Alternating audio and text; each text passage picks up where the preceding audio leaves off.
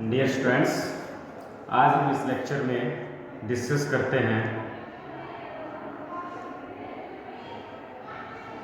Parallel forces के बारे में।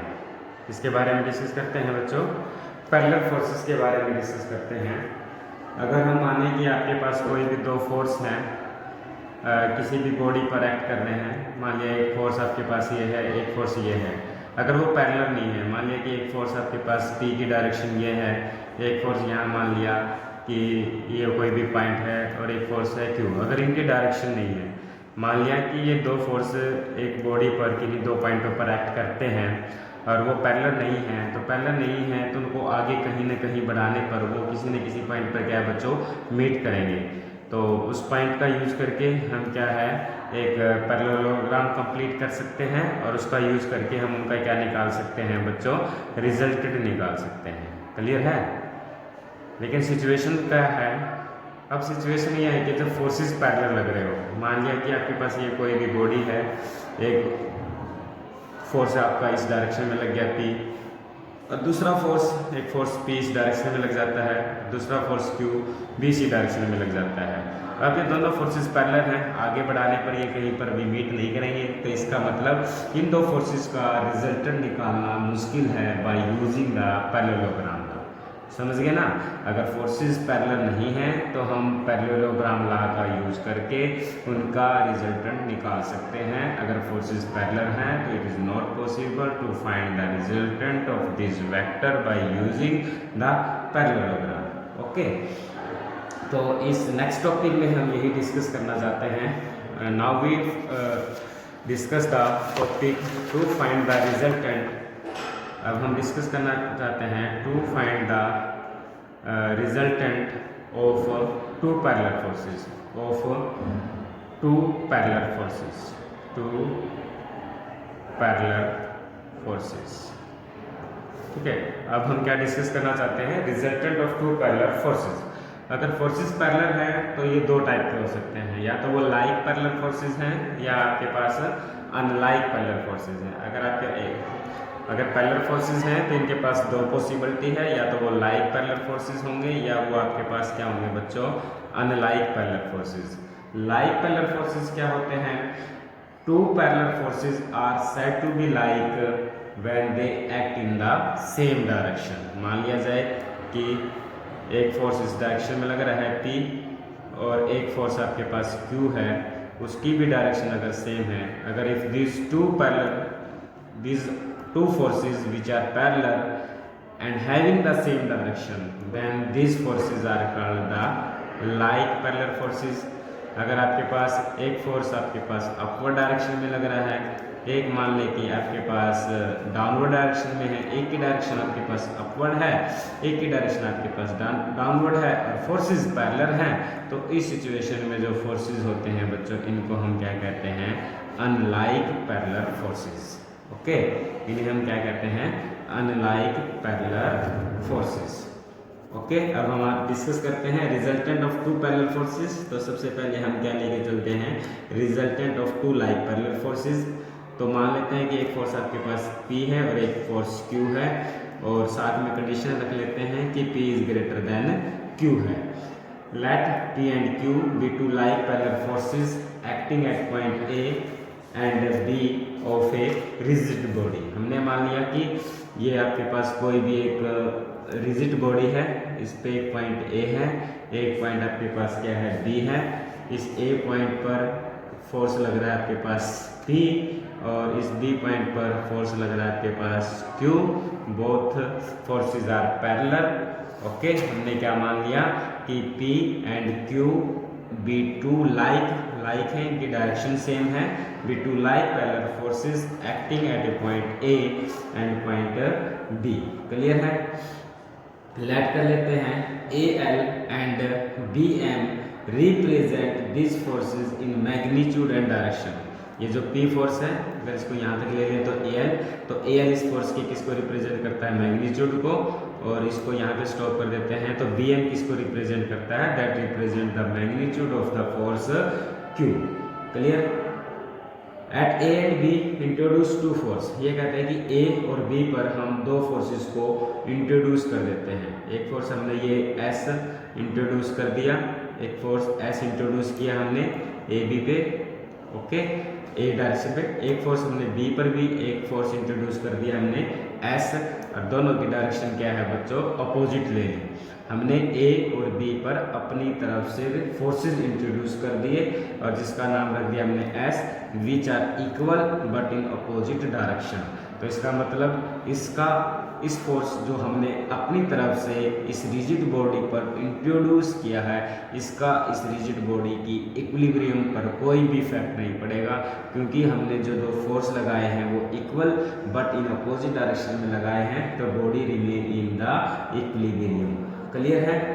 तो these two forces being equal and opposite है and having the same line of action, एक ही लाइन ऑफ एक्शन पर ये लगे हुए हैं, तो बैलेंस ईच अदर, वो एक दूसरे को बैलेंस कर लेंगे and do not disturb the equilibrium of the system. इस इक्विलिब्रियम ऑफ सिस्टम को ये बच्चों डिस्टर्ब नहीं करेंगे। क्लियर है? अब क्या कहते हैं, complete the parallelogram A L H E. इसका यूज करके हमने एक पैरेललोग्राम को कंप्लीट कर लिया। ए एल, ये पॉइंट एच ले लेते हैं, ये पॉइंट ई ले लेते हैं एंड इसी टाइप से एक पैरेललोग्राम यहाँ से कंप्लीट कर लेते हैं। डी एम ले लेते हैं, साथ में जी, और यहाँ पे पॉइंट ले लेते हैं F. Now complete the parallelogram A L G and E, B M G and F produce H A and G B. अब ये क्या है, पैरेललोग्राम है, तो एच ए इसका क्या है बच्चों, डायगोनल है, ठीक है, और बी जी क्या है, इसका डायगोनल है। आपको पता ही है resultant of two forces which are the adjacent side of a parallelogram किसके लॉन्ग होता है, डायगोनल के लॉन्ग होता है। तो मतलब पी और एस का जो रिजल्टेंट है वो किसके लॉन्ग है, इस डायगोनल के लॉन्ग है। क्लियर है? जो फोर्स Q है और जो S है, इन दोनों फोर्सेस का जो रिजल्टेंट है वो किसके लॉन्ग है बच्चों, डायगोनल BG के लॉन्ग है। ये कहता है कि इन डायगोनलों को आगे प्रोड्यूस कर दो, बढ़ा दो, ठीक है। इसको यहाँ बढ़ा दिया हमने, फिर इसको यहाँ पर बढ़ा दिया, ठीक है, इन डायगोनल को, और वो जाकर किस पॉइंट पर मिल जाते हैं, किसी पॉइंट O पर मिल जाते हैं, ठीक है। तो प्रोड्यूस HA को आगे बढ़ाया एंड GB को टू मीट इन O, जो कहाँ पर जाकर मिल जाते हैं, O पॉइंट पे। थ्रो O से हम बच्चों एक line OC parallel to AL के पैरेलल एक line OC, through O, draw OC parallel to AL के भी पैरेलल है वो, DM के भी पैरेलल है, एक लाइन ड्रा करते हैं जो AB को पॉइंट C पर क्या करती है बच्चों, मीट करती है। The resultant of P and S, जो फोर्स आपके पास P है और S है, इनका जो रिजल्टेंट होगा उसका नाम हमने क्या रख दिया बच्चों, P1 रख दिया। The resultant of P and S at A is P1 along AH। Diagonal है तो ये किसके लॉन्ग होगा बच्चों, AH के लॉन्ग होगा। बिल्कुल सही बात है। By the parallelogram law of forces and resultant of force Q and S वो किसके लॉन्ग होगा बच्चों, BG के लॉन्ग, और जिसका नाम हमने क्या रख दिया अपने Q1। अब जो P और S का काम कौन करेगा, P1, क्योंकि इन दो फोर्सेस का रिजल्टेंट आपके पास P1 है, Q और S है, ये दो फोर्सेस हैं, और इन दो फोर्सेस का रिजल्टेंट आपके पास क्या है बच्चों, Q1 है। क्लियर है? ओके, तो ये फोर्स P1 है, इस डायरेक्शन में हमारे पास फोर्स क्या है बच्चों, P1 है। यहाँ पर फोर्स क्या है, P1 है। इस P1 फोर्स को रिजोल्व कर लेते हैं। Resolve the force P1 at O into two original component. इस P फोर्स को, P1 को जो रिजोल्व किया, इसके लॉन्ग दो कंपोनेंट क्या आएगा आपके पास, इसके लॉन्ग दो कंपोनेंट बच्चों P आएगा, क्योंकि it is the parallel to AL, और इसका जो सेकंड कंपोनेंट आएगा वो आपके पास क्या आएगा, S आएगा। क्लियर है? सिमिलरली जो ये Q1 फोर्स है, इसके लॉन्ग फोर्स क्या है, Q1 फोर्स है, इसको भी रिजोल्व कर लेते हैं at point O into the original component. तो Q1 का ओरिजिनल कंपोनेंट इस डायरेक्शन में Q1 किससे बना, Q और S से, तो यहाँ पर क्या आएगा आपके पास Q और इस डायरेक्शन में आपके पास क्या आएगा S। क्लियर है। अब आपने देखा कि O पॉइंट पर S क्या है, इक्वल है बट अपोजिट डायरेक्शन में है, ये तो एक दूसरे को क्या कर लेंगे, बैलेंस कर लेंगे। तो आपके पास फोर्स बचा है क्या, P and Q along OC। तो इसका मतलब आपके पास जो फोर्स आया वो P plus Q, it is the resultant of two parallel forces. Clear है स्टूडेंट।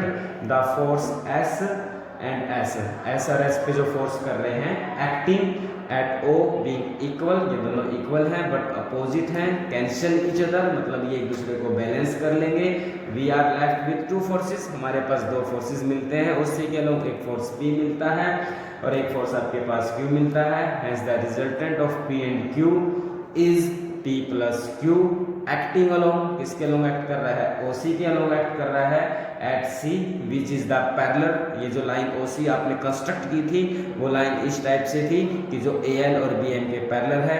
तो इसका मतलब ये जो resultant of like parallel forces है वो भी कहाँ पर लाई करेगा, उसी लाइन पर लाई करेगा और उसी डायरेक्शन में लाई करेगा, और उसकी जो वैल्यू है वो वैल्यू क्या है आपके पास बच्चों, P प्लस Q है। क्लियर। ओके स्टूडेंट्स, अब इसमें हम बच्चों क्या निकालना चाहते हैं, पोजीशन निकालना चाहते हैं। What is the position of point C, इस पॉइंट C की पोजीशन क्या होगी। पोजीशन निकालने के लिए आप क्या ले लेते हैं, एक बार ये ट्रायंगल और ये ट्रायंगल की बात करते हैं। इन दोनों ट्रायंगल्स में ये एंगल और ये एंगल तो आपके पास क्या हो जाएंगे बच्चों, अपोजिट एंगल हो जाएंगे। क्लियर है। और ये लाइन आपके पास, ये लाइन और ये लाइन आपके पास क्या है, पैरेलल लाइन है। ये लाइन और ये लाइन पैरेलल लाइन है। तो इसका मतलब जो ये ट्रायंगल है, this triangle are the similar triangle. अगर सिमिलर ट्रायंगल होंगी तो corresponding side are in the same ratio. तो इसका मतलब हम इसको लिख सकते हैं A to C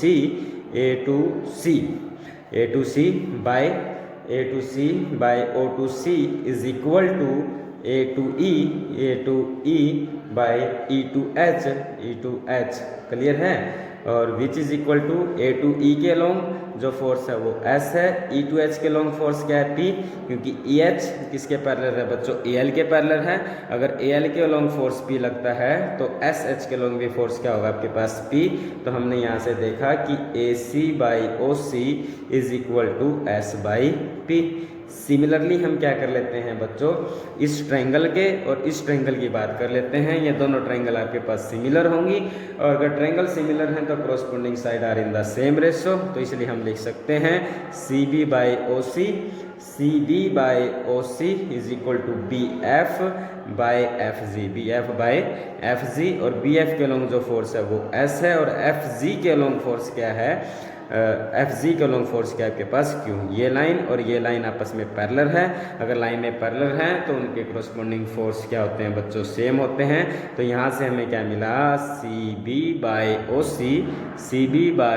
OC is equal to S by Q। Clear है स्टूडेंट। अब इन दोनों को अगर हम आपस में डिवाइड करते हैं, AC बाई OC को CB बाई OC से डिवाइड करेंगे तो आप देखेंगे कि OC से OC कैंसिल हो जाएगा, और हमारे पास क्या बचेगा बच्चों, हमारे पास बच जाएगा AC by CB which is equal to S by P को S बाई Q से डिवाइड करेंगे तो S से S कैंसिल हो जाएगा, that is equal to Q by P, that is equal to Q by P। तो that is equal to means P times of AC is equal to Q times of BC।